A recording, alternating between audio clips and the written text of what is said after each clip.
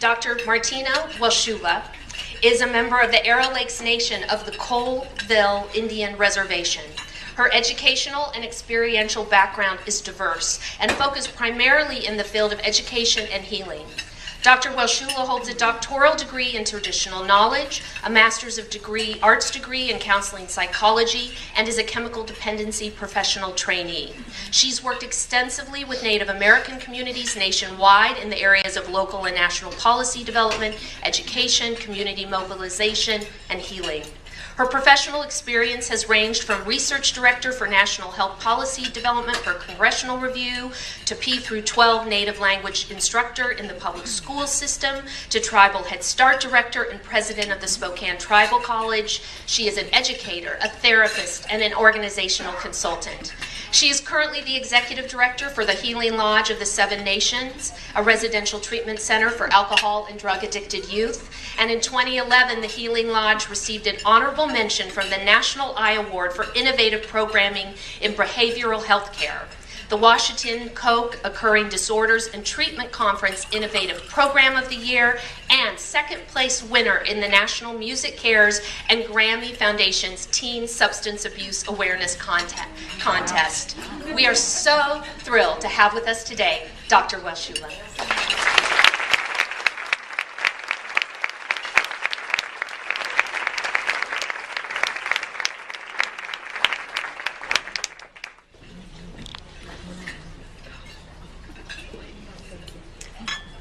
Thank you. Why hasalhal inchai squeeze Martino Hilsulau intem hulau san aich ul asinchalio I can limb can Allah can him.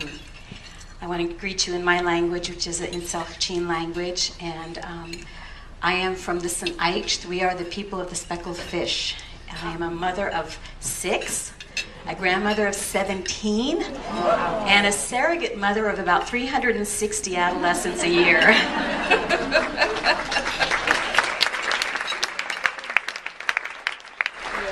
I want to thank Will and also Jackson County United Way for inviting me here today, for all the sponsors and all of you that are here and all of the advocates in this room, you know, for a lot of people who struggle in their lives. And it's just I think it's such a sacred role that we have in the work that we do in really helping our communities and our children and those who really need the help, you know, who need people in their lives to give voice to their struggles.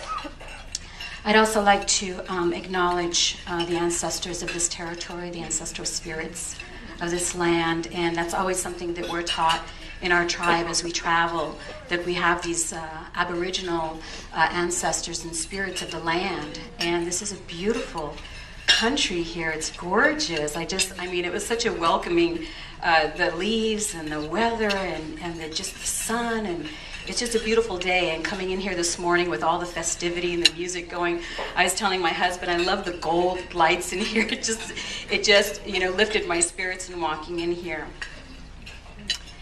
I used to think that the reason why I'm here today, and the reason why I can speak my language, and the reason why I can continue to practice my culture was due to nothing short of a miracle. And as I was going through my doctoral program, you know, especially when we look at, because a lot of the research that I had to do in my doctoral program was about colonization, and a lot of the things that happened, the kind of the brutality of that colonization process, where we have government policies that were designed to assimilate and annihilate tribes across this nation. My grandmother went to boarding school. They were taken when they were young, about 4 or 5 years old, taken to live in, you know, boarding school with other children, with nuns and priests. Sometimes they were days away that parents would have to travel by horse and buggy to be able to go see them. When we look at our history, as early as 1900, we started to see a lot of the devastation. In 1700, in my territory alone, one of the smallest tribes on my reservation was about 1,700 people. Now that's in 1700 that they were able to take that census. By as early as 1900, the loss, the catastrophic loss due to disease and other kinds of crimes committed against the people in that territory, 1,700 by 1900 went down to just 189 people. That's just one tribal community within our reservation. And my tribe, the Sinaich, the people of the speckled fish, we went clear up into Canada. We had we had tens of thousands of people. And by 1900, we were down to about 400. So that by 1900, that our people, our tribes within our territory teetered on near extinction. And so thinking about it, what I like to do, a lot of the training that I do is that I talk about the indigenous worldview, and I talk about colonization. And I talk about colonization from a psychological perspective, because so much is talked about from a socio-political perspective. But I want people to get an appreciation of the real kind of trauma that happened at that time, because then that explains how that trauma manifests today in our communities. Because then if we understand what's going on in our communities today in the context of that history, it helps us get a clearer sense of what can we do to help. What is it that we need, and how can we move forward? I was just talking to my husband because my mother, so my grandparents were raised in the boarding schools. My mother and all of her siblings were then raised in the boarding schools. And the boarding schools at that time were, you can imagine, it's just a lot of kids. And they were quasi-military institutions. It was pretty much devoid of any kind of tenderness of love that a mother would give a child. And so my mom didn't learn how to be a mother. And so when she had me, to this day she cries when she talks about, how she's so sad at the fact that she just didn't hold me, or she didn't tell me that she loved me, or she just, all of the things she thinks about the kind of struggles that my sister and I went through in our lives, and then just the sadness that it brings to her. And and I was telling Marty that when I was a teenager and we moved back, because we were in New Jersey, and then we moved back to the reservation, my mother drove up to St. Mary's Mission, didn't tell me where we were going, and she was going to enroll me in the boarding school. I'm like, that's like insanity. I'm like, are you crazy? What are we doing here? After all I heard about the boarding school, my mom, she wanted me to learn how to knit. She wanted the nuns to teach me how to knit and crochet. That was her motive for driving up to the boarding school. I'm like, oh my God, you got to be kidding me.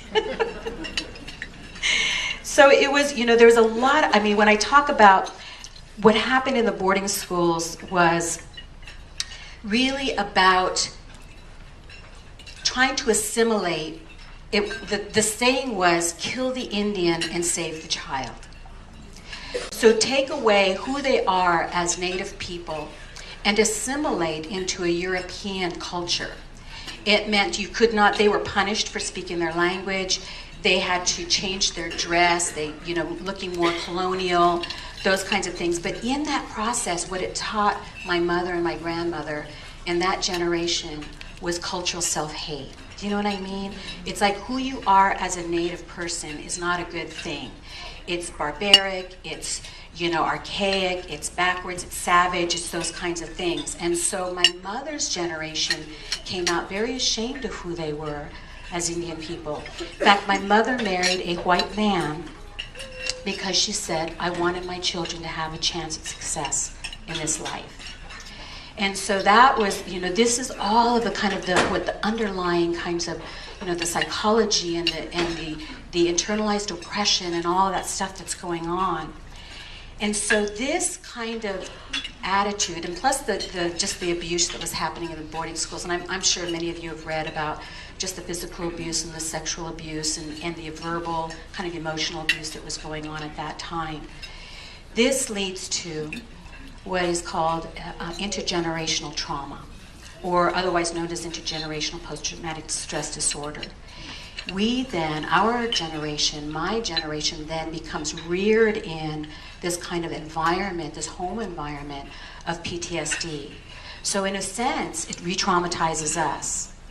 And what happens to me, you know, in growing up, and all of the kind of the shame, the self-hate, the violence, because of all the violence that's been, you know, transmitted through the generations, you know, that was going on. And so then my parenting, you know, my early parenting came out of that trauma. And it's something that it was so clear to me that I really needed to heal from that, you know, because I started to see that even in the way that I was parenting my children. Due to the injustices suffered over that time, the 1960s and the 70s ushered in a new movement for civil rights. And in Indian country, it was called the American Indian Movement. Now, AIM was a very militant movement, but let me tell you something. It was a reawakening for Indian people at that time. I was a young woman. I was a teenager. I had my first child at 16. I was a young mother, you know, single mother, and seeing all of the injustices. I remember getting kicked out of a hotel because the hotel owner found out that we were Native. My grandmother was in the hospital.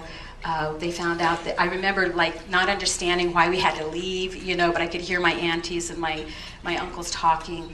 There's a lot of stuff in Spokane that goes on. Even to this day, we struggle with a lot of racism.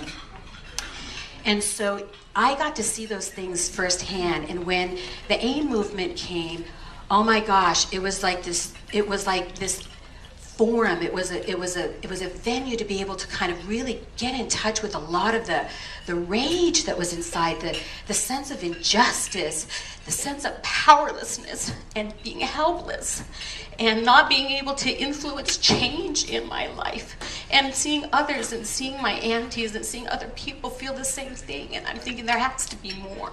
I mean, my mother didn't even talk to me about college. I mean, it was just get through school. There wasn't even a vision about higher education. You know, that wasn't a part of her reality. That wasn't a part of her worldview. It wasn't a possibility that she would even imagine.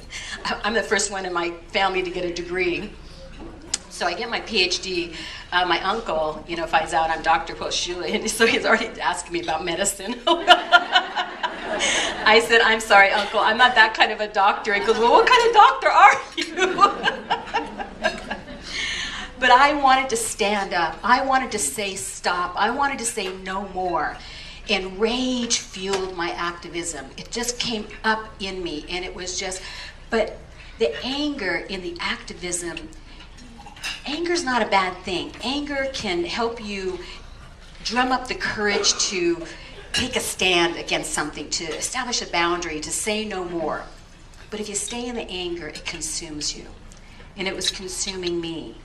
And as I was, you know, I wanted to feel empowered, you know, and that was that courage of standing up, you know, and protesting and all of those kinds of things. That was my early classroom. That was my transition into womanhood, was activism. And I had aunties and my mom and other women and elders. I had elder women who were right there. And it was just, to me, what a gift. What a gift that I had. And of course, that's something that I want to pass on to my daughter and others. It wasn't until I entered into my doctoral program that I really got a chance to learn about my tribal worldview. My grandmother was a fluent speaker. I had lots of opportunities to spend with her learning the language. I got to live with other elders where I learned, you know, tanning hides and root digging and hunting and beading and all of these wonderful traditional arts, and learning about what it means to be a woman, you know, in our tribal culture.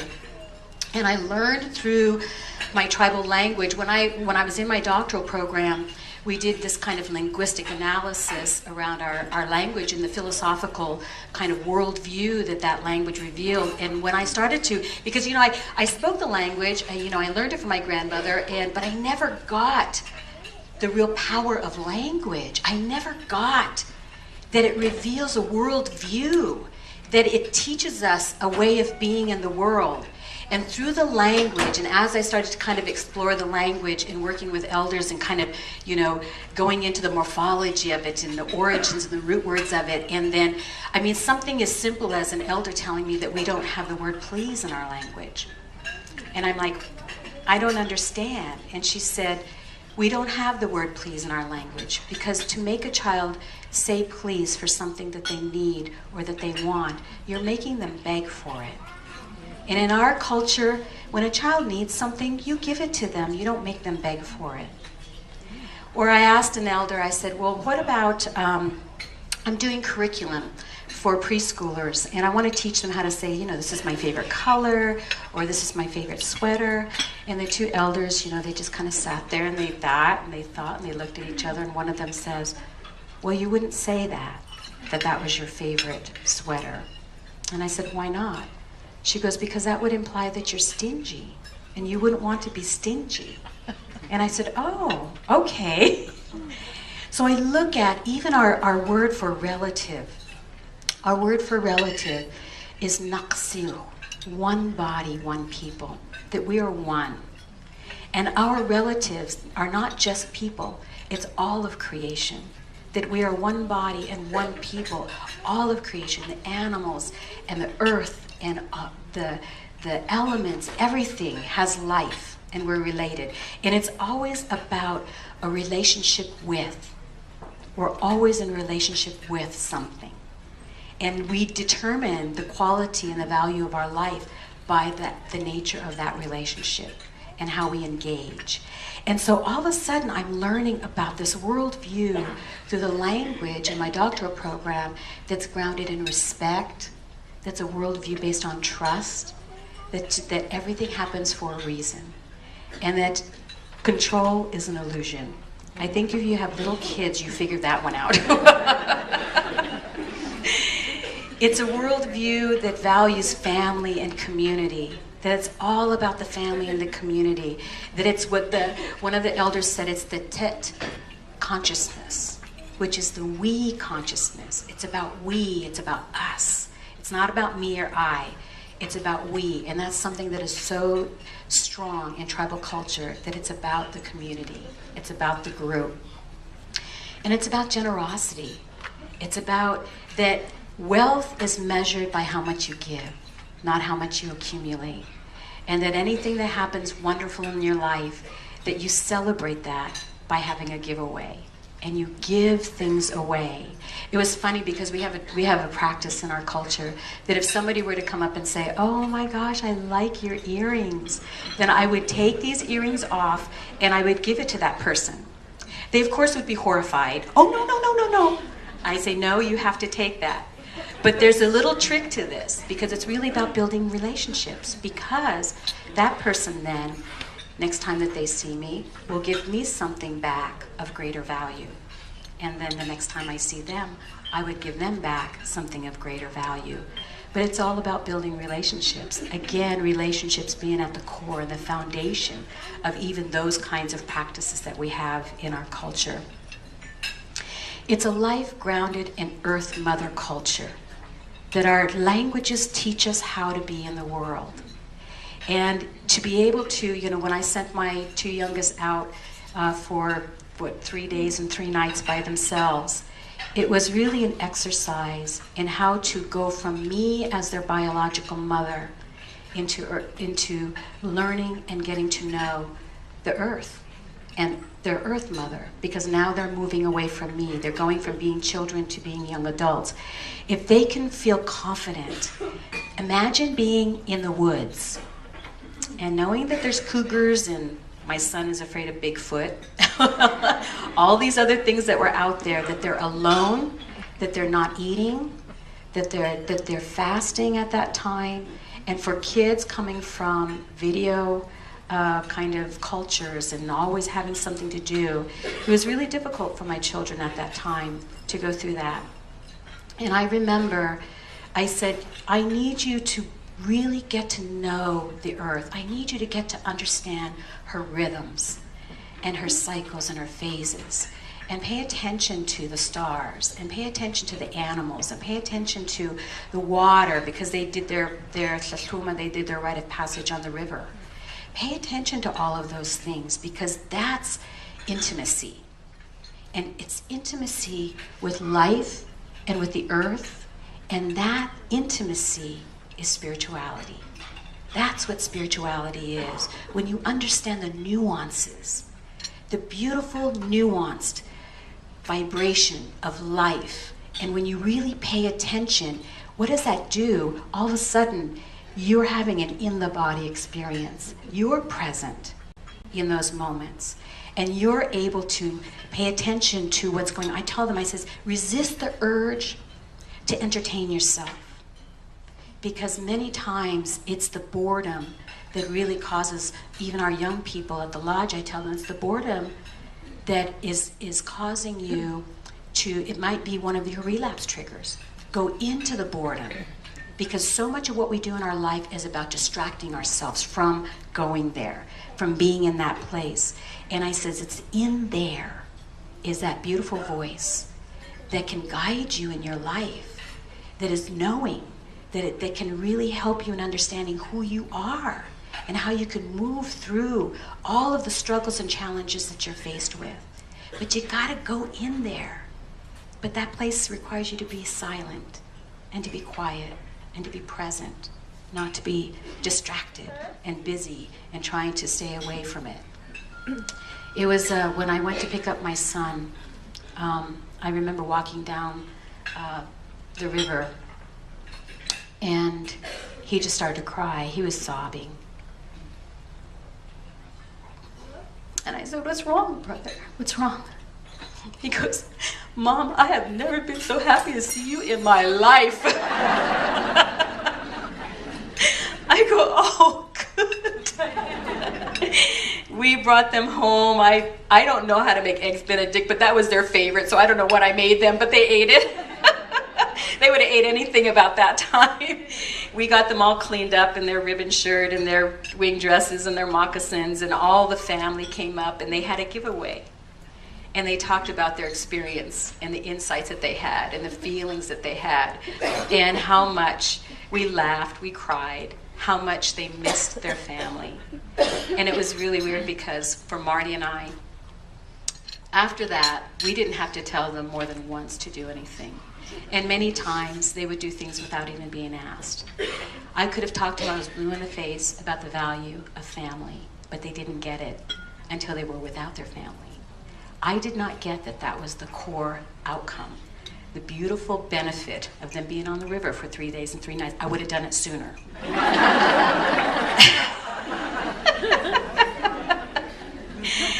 Incha hitekatmil intimhulau. I am a woman of this earth.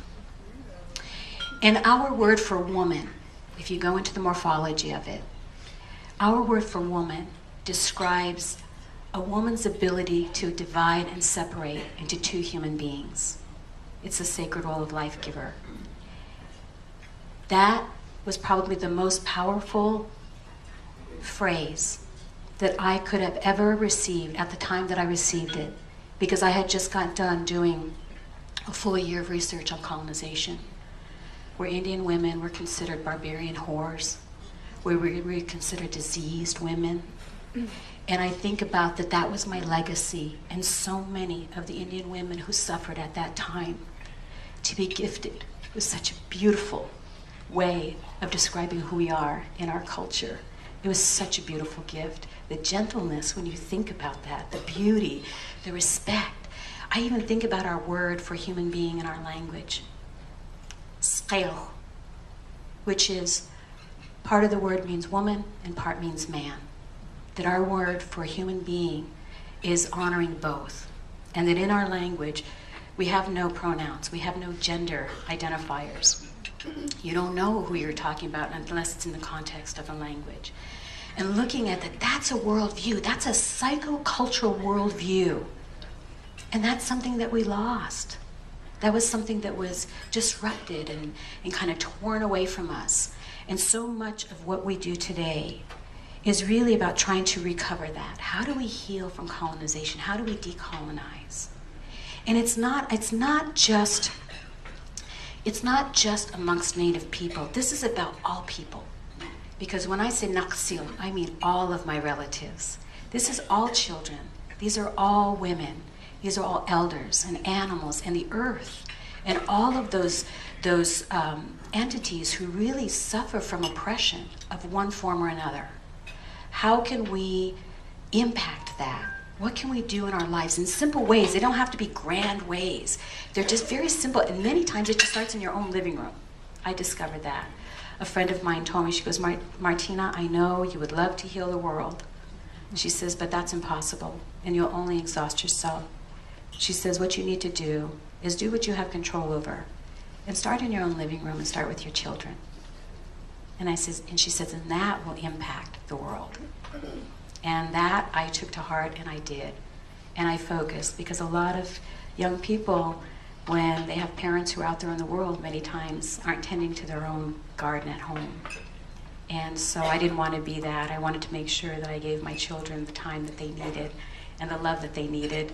But then anybody else that wanted what I had to offer, they were free to have it. I wanted to give as much as I could.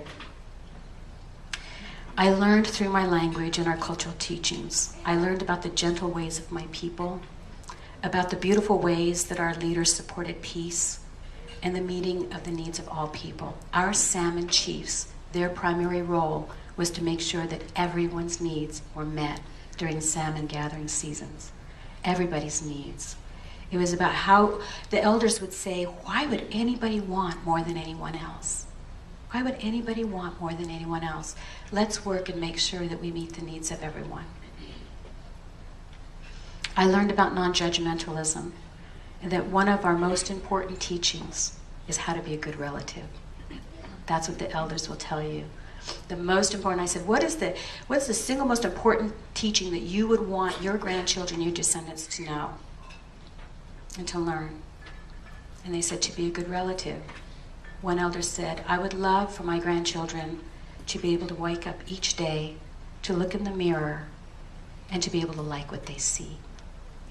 And if you know our history, that's not always an easy thing. And I think that's what drives me. That's what motivates me. You know, it's like, but I know I have to fill myself up so that I can give.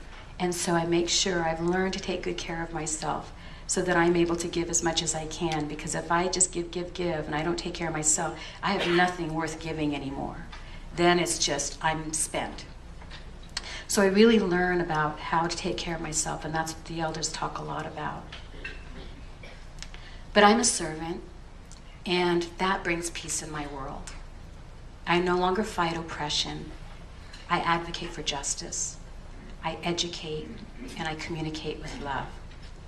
Incha hitakatmil intimhulau. I am a woman of this earth, and I want to thank all of you for inviting me here today.